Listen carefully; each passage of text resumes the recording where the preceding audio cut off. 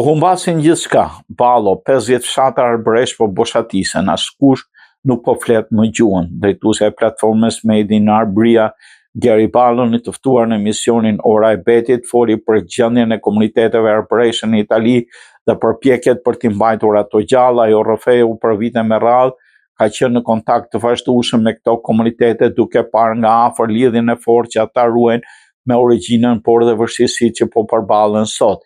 Kam parë këto fshatra janë gjithmonë më të braktisur, arbëreshët janë gjithmonë më të pakët dhe gjua po të kurrët rrezikon të humbas. Tani që flasim, tha ajo, sipas saj rënja e popullsisë është e ndjeshme.